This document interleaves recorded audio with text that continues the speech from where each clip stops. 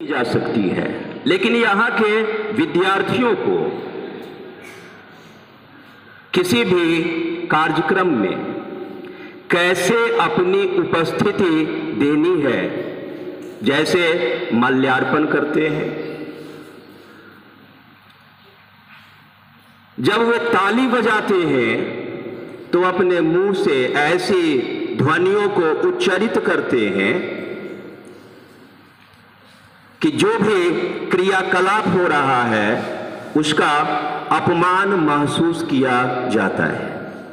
तो मैं समझता हूं कि आप अपनी वैसी प्रवृत्तियों से छुटकारा पाएं और जो आपकी मर्यादा है उसको आप स्वयं स्थापित करें बिना किसी भय के, क्योंकि भय जो है विद्यार्थियों के, बच्चों के विकास को रोकता है। और मैं कहूँ अब कि हिंदी की भी जो ऐतिहासिक स्वर्णिम परंपरा है वह इसी बात पर केंद्रित है। हिंदी अपने उत्स काल से लेकर और स्वर्ण युग तक का जो सफर करती है उसके एक एक क्षण का यदि मूल्यांकन किया जाए तो हम पाएंगे कि अपनी इन विशेषताओं को आत्मसात करती है, जगती है और जगाने का काम करती है। उसी का यह सुखद परिणाम है कि हम सभी स्वतंत्र राष्ट्र के नागरिक होने का गौरव प्राप्त किए थे।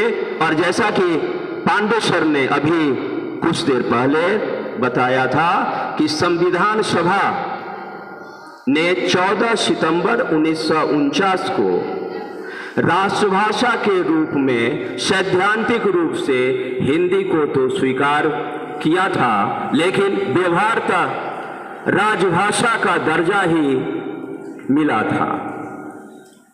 हमारे स्वतंत्र देश की इच्छा शक्ति की कमी के कारण आज भी यदि हम मूल्यांकन करें तो भारत विश्व का एक ऐसा राष्ट्र है जिसे अपनी भाषा नहीं है, अपनी वाणी नहीं है, राष्ट्रभाषा नहीं है। अभी जो गर्ग साहब ने संदेश दिया उसमें आप देखे होंगे राजभाषा विभाग है, राष्ट्रभाषा विभाग नहीं है।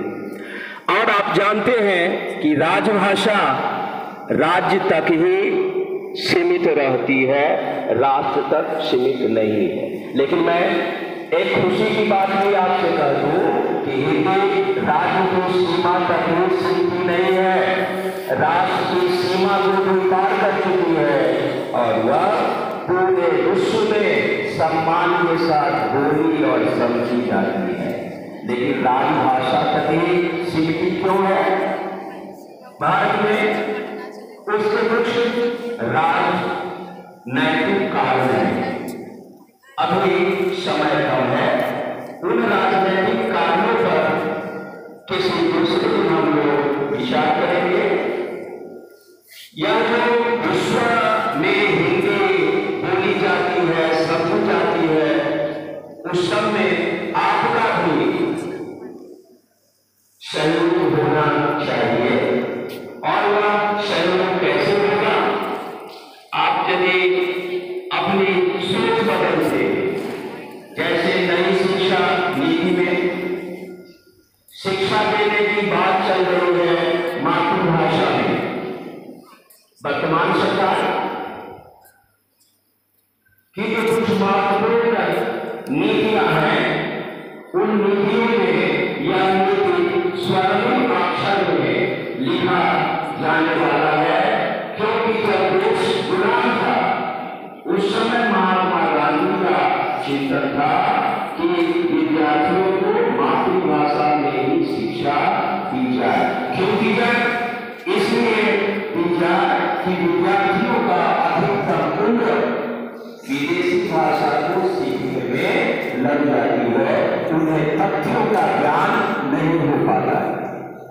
वे जो विदेशी भाषाओं को सीखने में अपनी क्षमता का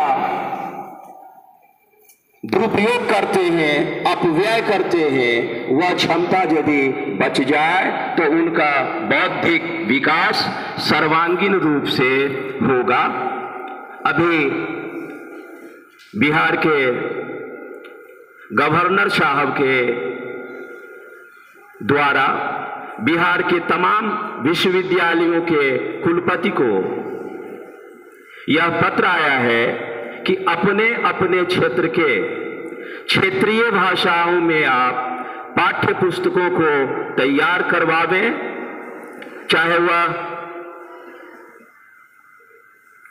गणित हो, विज्ञान हो, इतिहास हो, कि हम उन्हीं भाषाओं में बीए में, एमए में पढ़ाई करवा सकें। निसंदेह यह जो योजना होगी छात्रों के लिए बड़ा कल्याणकर होगा। अभी कुछ अंतर्राष्ट्रीय गतिविधियां अपने देश में हुआ। प्रशिक्षु शिक्षकगण एवं प्यारे बच्चों, सुप्रभात।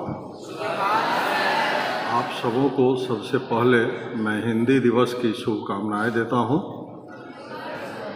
और हिंदी पर अपनी बात शुरू करूं इससे पहले मैं देख रहा हूं कि कुछ बच्चे सो रहे हैं, उनको मैं जगाने का प्रयास करता हूं हिंदी के ही एकाध प्रश्नों से।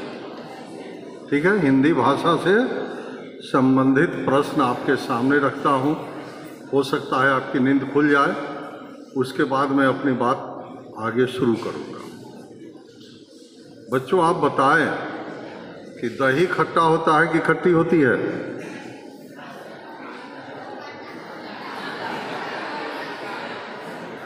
अच्छा, जो बच्चे कह रहे हैं कि दही खट्टी होती है वो हाथ उठाएं। उठाएं, एक ही हाथ उठा। दही खट्टी होती है, एक हाथ उठा। अच्छा, दही खट्टा होता है, इसमें हाथ उठाएं।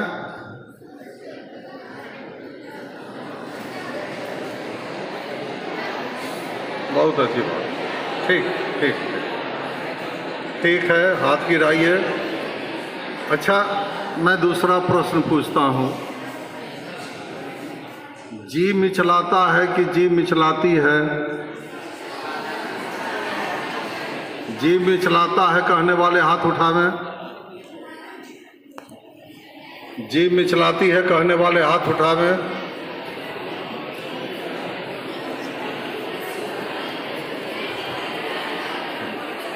यहाँ पर आप लोग अधिकांश लोग गलत हो गए। दही में अधिकांश लोग सही है।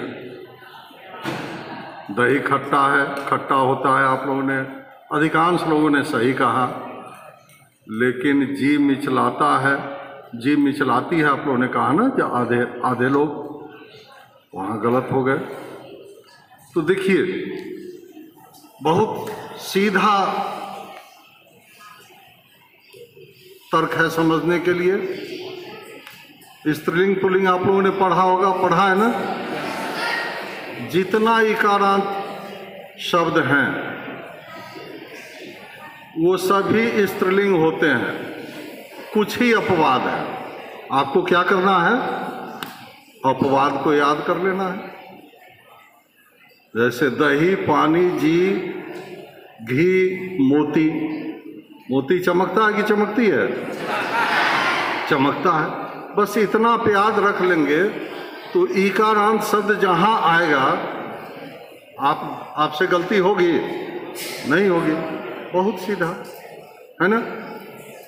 इसी तरह से कुछ हिंदी में बहुत व्याकरण में इम्पोर्टेंट चैप्टर्स है, महत्वपूर्ण फार्मूला है, सूत्र है, उसको आपको याद रखना है। अब जैसे मैं बहुत पढ़े लिखे लोगों को बोलते हुए देखता हूँ, सुनता हूँ। अब ध्यान दो, ये परीक्षा में आएगी। मैं जो बोल रहा हूँ परीक्षा के दृष्टिकोण से काफी इंपॉर्टेंट है। समझ गए ना? तो मैं बोलते हुए सुनता हूं कि मैंने बोला है। ये गलत है कि सही है, बताइए तो। मैंने बोला है, ये बोलना क्रिया के साथ नेक चिन्ह का प्रयोग नहीं होता। मैंने कहा है, आप बोलिए, सही है, ठीक है ना? तो थोड़ा सा जो बहुत ही महत्वपूर्ण है व्याकरण में, ने चिन्ह का प्रयोग, उसको पढ़ लीजिएगा। और हिंदी को आप थोड़ा प्रभावी बनाइए, बोलचाल की भाषा में भी आपकी हिंदी बहुत अच्छी हो। अब मैं आता हूं हिंदी दिवस पर। हिंदी के बारे में, हिंदी के इतिहास के बारे में पांडे सर, पाठक सर आप लोगों को बता चुके हैं और बहुत अच्छी तरह उन्होंने बतलाया। आप एक बात बताइए कि आज़ादी का आंदोलन जन आंदोलन कब बना, आम लोगों का आंदोलन कब बना? आंदोलन तो चल रहा था 1857 से, चल रहा था ना, लेकिन आम लोगों का आंदोलन कब बना? कौन से नेता आए उसके बाद बना? महात्मा गांधी। उसके पहले जो अध्यक्ष थे कांग्रेस के, वो सब अंग्रेजी से अपना स्टार्ट करते थे। ह्यूम से लेकर और लास्ट में कौन थे? बाल गंगाधर तिलक या गोपाल कृष्ण गोखले, महात्मा गांधी से पहले जो जितने अध्यक्ष थे सब लोग अंग्रेजी में बोलते थे। परिणाम हुआ कि जन साधारण के बीच आज़ादी का आंदोलन लोकप्रिय नहीं हो पाया। लेकिन महात्मा गांधी जब आए तो उन्होंने एक चीज समझा कि पूरे भारत में हिंदी बोलने वालों की संख्या सबसे अधिक है, तो उन्होंने हिंदी सीखी और हर जगह अपना भाषण हिंदी में देना शुरू किया, आम लोगों के बीच हिंदी में देना शुरू किया, जबकि हिंदी भाषी नहीं थे। उनकी भाषा क्या थी? गुजराती। और जैसे ही हिंदी में अपनी बातें रखनी शुरू की, आज़ादी का आंदोलन जन जन का आंदोलन बन गया और बहुत कम दिनों में हम लोगों को सफलता मिल गई। 1917 या 13 में तो आए ही थे, वो 15 में आए थे, ठीक है ना? और